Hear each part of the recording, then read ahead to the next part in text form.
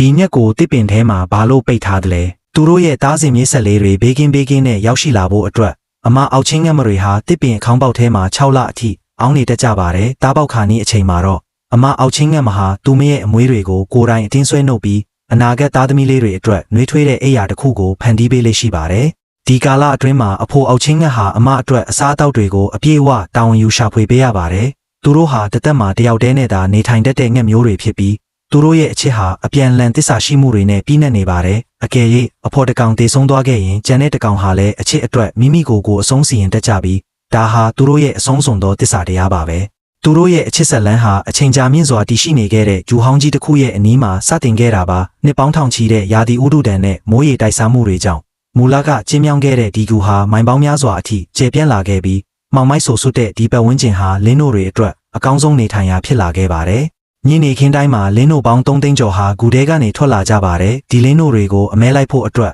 အဖိုးအောက်ချင်းငတ်ဟာကိုဝင်ဆောင်ထားတဲ့ဇနီးတီရဲ့အစားအသောက်ဆန္ဒကိုဖြည့်ဆည်းပေးဖို့တွန်းဆုတ်နေမှာမဟုတ်ပါဘူးဒါပေမဲ့အောက်ချင်းငတ်မှာကမြန်ဆန်တဲ့ပြန်တမ်းမှုနှုန်းမရှိသလိုချွန်ထက်တဲ့ခြေသေးတွေလည်းမရှိတဲ့အတွက်သူ့ရဲ့ပထမဆုံးအမဲလိုက်မှုတွေဟာမကြာခဏဆိုသလိုပြက်ပြယ်ခဲ့ရပါတယ်ဒါပေမဲ့သူ့ရဲ့မြန်ကောင်းတဲ့ဦးနှောက်လေးကပိုကောင်းတဲ့အကြံတစ်ခုရခဲ့ပါတယ်လင်းတို့တွေရဲ့ပြန်တမ်းလမ်းကြောင်းနဲ့အနီးဆုံးနေရာမှာစောင့်နေပြီးသူ့ရဲ့ကြီးမားတဲ့နှုတ်သီးကိုအသုံးပြုကာသားကောင်ကိုတိကျစွာဖမ်းယူနိုင်ခဲ့ပါတယ်ဖမ်းမိလာတဲ့သားကောင်ကိုသူ့ဇနီးစီပေးအပ်လိုက်တဲ့ဒီလက်ဆောင်ဟာချစ်ချင်းမေတ္တာရဲ့တင်ကြေးတစ်ခုဖြစ်တယ်လို့မိသားစုကိုကာကွယ်နိုင်စွမ်းရှိတယ်ဆိုတဲ့လေးနက်တဲ့သက်သေတစ်ခုလည်းဖြစ်ပါတယ်မြင့်မားတဲ့ဒီတစ်ပင်အခေါင်းပေါက်ဟာသူတို့ရှာဖွေနေတဲ့အကောင်းဆုံးအတိုက်တစ်ခုပါအမအောက်ချင်းငတ်မကမိခင်ဖြစ်လာဖို့ဆုံးဖြတ်လိုက်ချိန်မှာလွတ်လပ်စွာပြန်တန်းခွင့်ကိုဆွန့်လွတ်လိုက်ပြီးကျင်းမြောင်းတဲ့အခေါင်းပေါက်ထဲမှာပဲအချိန်ကုန်ဆုံးခဲ့ပါတယ်သူမရဲ့အမွေးတောင်တွေကိုနာကျင်စွာဆွဲနှုတ်ခဲ့တာဟာသားငယ်လေးတွေနှွေးထွေးဖို့အတွက်တင်မဟုတ်ပဲသားပေါက်လေးတွေကြီးထွားလာဖို့နေရာပိုရစေရန်အတွက်လည်းဖြစ်ပါတယ်ဒီအချိန်မှာအဖိုးညက်ကရွှွန်တွေကိုတွင်းဝက်စီတဲလာပေးပြီး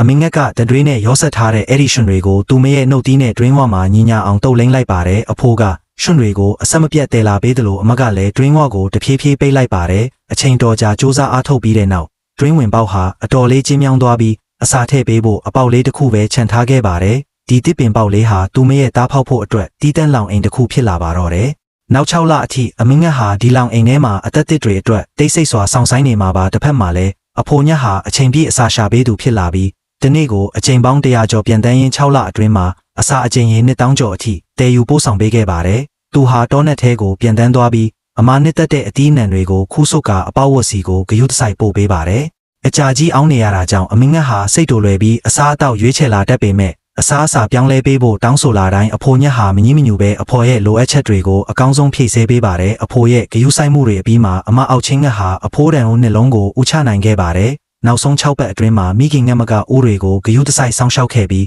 သားငယ်လေးတွေဦးကပေါက်ပြီးအတောင်ဆုံးလာတဲ့အထိစောင့်ဆိုင်ခဲ့ပါတယ်အဲဒီနောက်မှာတော့သူတို့အားလုံးဟာမိခင်နဲ့အတူလှောင်အိမ်ထဲကနေထွက်ခွာပြီးကောင်းကင်ယံမှာလွတ်လပ်စွာပြန်တန်းသွားကြပါတော့တယ်ဒီလိုစိတ်လှုပ်ရှားစရာတောတိုင်းတိရစ္ဆာန်ဇလန်းတွေကိုနေတိုင်းကြည့်ချင်ရင် follow လုပ်ထားဖို့မမေ့နဲ့နော်နောက်ဗီဒီယိုမှာထပ်တွေ့ကြမယ်